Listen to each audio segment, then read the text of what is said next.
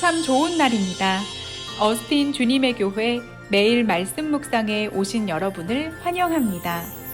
말씀을 통해 샘솟는 하나님의 은혜를 경험하시길 바랍니다. 오늘은 어제보다 더 행복한 하루가 될 것입니다. 네, 매일 말씀 묵상 오늘 하나님께서 우리에게 주시는 말씀은 전도서 3장 19절부터 21절까지 석절만 보도록 하겠습니다. 3장 19절부터 21절까지 말씀입니다. 우리 함께 한 목소리로 합독하겠습니다. 시작. 인생이 당하는 일을 짐승도 당하나니 그들이 당하는 일이 일반이라. 다 동일한 호흡이 있어서 짐승이 죽음같이 사람도 죽으니 사람이 짐승보다 뛰어남이 없음은 모든 것이 헛됨이로다. 다 흙으로 말미암았으므로 다 흙으로 돌아가나니 다 한 곳으로 가거니와 인생들의 혼은 위로 가고 짐승의 혼은 아래 곧 땅으로 내려가는 줄을 누가 알랴. 12월이 되고 이제 정말 2022년도가 20일도 채 남지 않았습니다. 아이들도 이번 주만 학교 가면 짧긴 하지만 겨울방학에 들어간다고 하더라고요. 12월이 채 되기도 전부터 땡스기빙 데이가 끝난 그 후에 12월이 채 되기도 전부터 제가 사는 동네의 골목길에는 집집마다 성탄 장식을 하기 시작했습니다. 저희 집 건너편에 사는 열매학교 친구 잭슨에도 반짝이는 조명을 집 앞에 달기 시작했고, 저희 옆집에 사는 마음이 학교 친구 소피안에도 조명을 달고 아이들이 좋아할 만한 바람을 넣어서 세우는 인형들을 막 세우기 시작했습니다. 이쯤 되면 무언의 압박이 몰려옵니다. 아이들의 눈에서 우리 아빠는 도대체 언제 움직일 것인가 라는 눈빛이 느껴집니다. 그래서 며칠 애써 외면하였으나 결국 큰아이가 먼저 참지 못하고 제게 압박을 가했습니다. 아빠, 우린 도대체 언제 조명을 달 거냐는 거죠. 저는 월요일이면 쉬고만 싶은 것이 사실인데 아이들은 큰언니가 압박을 시작하니까 기다렸다는 듯이 제게 모두 아우성을 칩니다. 그래서 지난주 월요일에 저도 드디어 성탄 조명을 집 앞에 좀 달고 집에 늘 매년 쓰는 바람 넣는 인형들을 창고에서 꺼냈습니다. 그리고 하나하나 아이들의 도움을 받아서 날이 어두워질 때까지 집 앞에 설치를 했습니다. 이게 지나가다 볼 때는 굉장히 예쁜데 막상 설치하고 막 시작하면 이게 보통 일은 아닙니다. 다 설치를 하고 집에 들어왔더니 막 피곤이 몰려오더라고요. 그래서 얼른 아이들 씻기고 잘 준비하고 침대에 누웠습니다. 그런데 침대에 누워서 오늘 지낸 하루를 좀 돌아보니까 보람이 있는 거예요. 아무 일도 하지 않고 보낸 하루는 막상 아무것도 하지 않고 쉴 그 시간에는 참 좋은데 막상 저녁이 되어서 잘 시간이 되면 도대체 오늘 하루 뭘 하면서 살았던 걸까라고 하는 어떤 후회하는 마음이 들기 마련인데, 아이들의 눈초리에 못 이겨서 하기는 했지만 아이들이 원하는 성탄 장식을 해주고 나니까 아이들을 위해서 최선을 다한 하루를 보내고 침대에 누웠더니 뭔가 좀 보람 있는 하루가 됐다, 잘 살았다 라고 생각이 좀 들었다는 말씀입니다. 여러분 잘 아시는 미술가인 레오나르도 다빈치가 이런 말을 남겼다고 그래요. 잘 보낸 하루가 행복한 잠을 가져오듯이 잘 산 인생은 행복한 죽음을 가져온다. 이 말이 정말 참 좋은 말이다, 명언이다라는 생각이 듭니다. 잘 보낸 하루는 피곤해도 행복한 잠을 가져오게 되죠. 그렇듯 잘 살아온 인생도 결국 인생의 눈을 감게 되는 그 마지막 날 행복한 죽음을 가져올 수도 있다라는 말입니다. 우리도 믿는 자들로서 잘 사는 인생이 되어야 우리가 누릴 천국에서의 삶이 보람찬 삶, 그리고 그때 돌아보는 우리의 인생이 보람이 있고 칭찬받을 수 있는 인생이 될 줄을 믿습니다. 우리는 인생에 있어서 출생이라고 하는 단계만 거치면 누구나 죽음이라는 단계도 거쳐야 하는 삶을 살기 마련입니다. 아무리 건강해도 영원히 삶을 살 수 있는 사람은 아무도 없죠. 그 마음 가지고 오늘 본문을 보겠습니다. 19절입니다. 함께 읽겠습니다. 시작. 인생이 당하는 일을 짐승도 당하나니 그들이 당하는 일이 일반이라. 다 동일한 호흡이 있어서 짐승이 죽음같이 사람도 죽으니 사람이 짐승보다 뛰어남이 없음은 모든 것이 헛됨이로다. 인생이 당하는 일, 죽음을 말하는 것이죠. 죽음의 순간은 인간도 당하게 되지만 성경에서 말하는 것처럼 짐승들, 동물들도 당하게 됩니다. 인간도 동물도 모두 다 출생을 경험한 자들이니까 당연히 죽음도 맞이할 수밖에 없는 공통적인 존재들이라고 말할 수가 있겠죠. 20절에서 말씀하는 것처럼 다 흙으로 말미암았으므로 모두가 다 흙으로 돌아가는 것이 일반적입니다. 그러나 이것은 어디까지나 내 자신의 육에 관한 문제인 것이죠. 인간과 짐승은 좀 다릅니다. 여러 부분 다른 점이 많이 있겠지만 그 중에서도 가장 중요한 다름은 이것일 것입니다. 창세기 2장 7절 말씀을 제가 읽어드립니다. 여호와 하나님이 땅의 흙으로 사람을 지으시고 생기를 그 코에 불어넣으시니 사람이 생령이 되니라. 아멘. 하나님은 인간을 만드시면서 행하신 과정은 코에 생기를 불어넣으신 것입니다. 생기를 불어넣으시니 사람이 생령이 되었다라고 지금 기록하고 있죠. 생령이라는 말의 원어는 영혼을 뜻하는 단어입니다. 즉 인간은 생령, 하나님께서 생기를 불어넣음으로 말미암아 우리는 영혼을 가진 존재들로 창조되었단 말이죠. 짐승은 그렇지 않죠.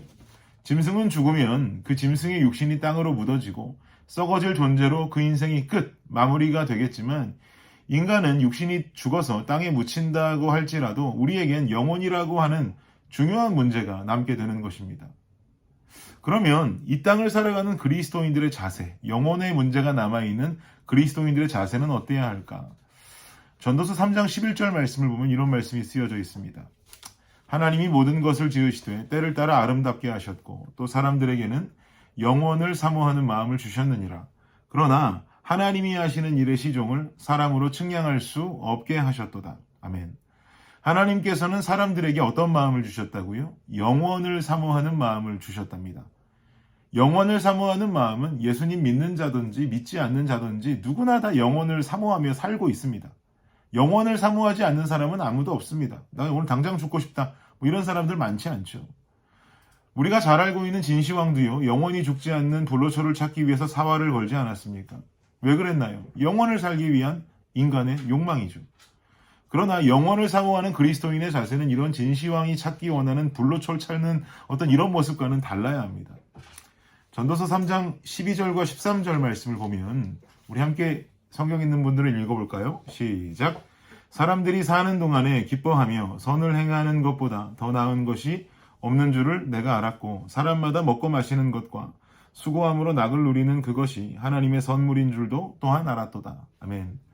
사람들이 사는 동안에 선을 행하는 것보다 더 나은 것이 없다. 이런 줄을 알고 우리는 삶을 살아야 한다라는 권면이죠.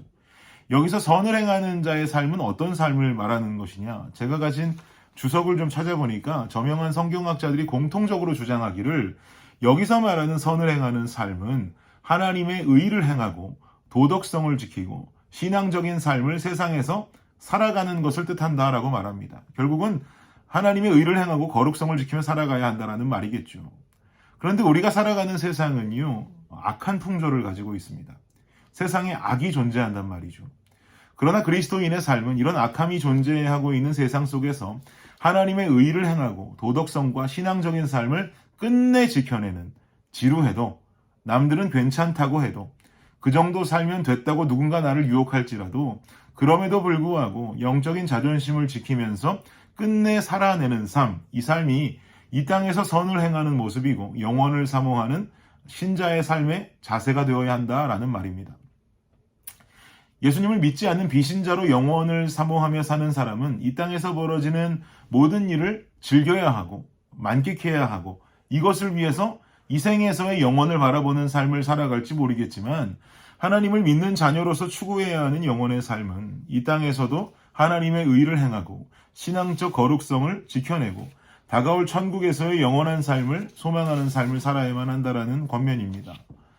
즉 우리는 이 땅에서 영원을 훈련하다가 결국 이르게 될 천국 본향에서 영원을 살아가는 삶을 살아가야 하는 것입니다. 오늘 말씀 준비하면서 함께 떠오른 성경 구절이 한 구절이 있어서 소개합니다. 베드로전서 2장 11절 12절 말씀 제가 읽어드릴게요. 사랑하는 자들아 거류민과 나그네 같은 너희를 권하노니 영혼을 거슬러 싸우는 육체의 정욕을 제어하라. 너희가 이방인 중에서 행실을 선하게 가져 너희를 악행한다고 비방하는 자들로 하여금 너희 선한 일을 보고 오시는 날에 하나님께 영광을 돌리게 하려 함이라. 아멘. 이 말씀이 오늘 설교의 결론과도 같습니다. 이 땅에서 주어진 삶, 더러운 세상 속에서 살아내야 하는 신자로서의 신앙과 도덕, 거룩성, 이것을 베드로 사도는 말하기를 영혼을 거슬러 싸우는 육체의 정욕을 제어하라는 말로 말하고 있습니다. 그리고 앞으로 다가올 내 삶의 끝. 사실 우리 기독교인들은 우리가 죽는 날을 삶의 끝이라 말하면 안 되고 시작이라고 말해야겠죠. 영원의 시작이니까요. 영원히 시작되는 그 마지막 날, 하나님께 영광을 돌리는 삶으로 우리에게 주어진 영원의 삶이 시작되어야 할 줄 믿습니다. 사랑하는 여러분, 이 땅에서 이렇게 살아가는 거 쉽지 않습니다. 외로울 수 있고요. 때로는 바보 같을 수도 있습니다. 그러나 주님 기뻐하신다면 뭐 바보처럼 살아가면 어떻습니까? 그러면서도 주님 뜻대로 살아야 주님 앞에 서게 되는 날 주님께 돌릴 영광이 있을 줄 믿습니다. 그리고요, 혼자 아닙니다. 외로워 마십시오. 성령 함께 계시고요. 하나님 허락하신 믿음의 공동체, 이 교회 안에 함께 그 길을 걷는 동역자들이 참 많이 있습니다. 혼자 걷는 길, 혼자 있는 목표라면 너무나 외롭겠지만 함께 걷는 자가 너무나 많고 함께 그 목표를 바라보는 자들이 많이 있습니다.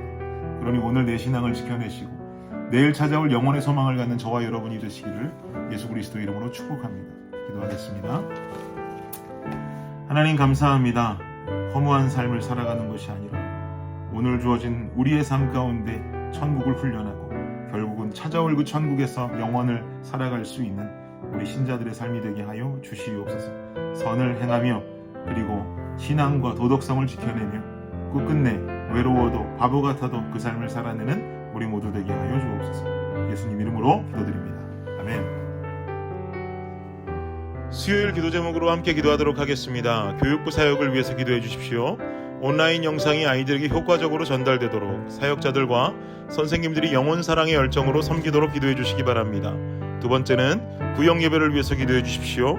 대면 비대면으로 드려지는 구역 예배가 안전하도록 구역장들이 예배를 성령 충만함으로 인도하도록 구역장들이 섬김을 통해 각 개인이 은혜와 복을 받도록 기도해 주시기 바랍니다.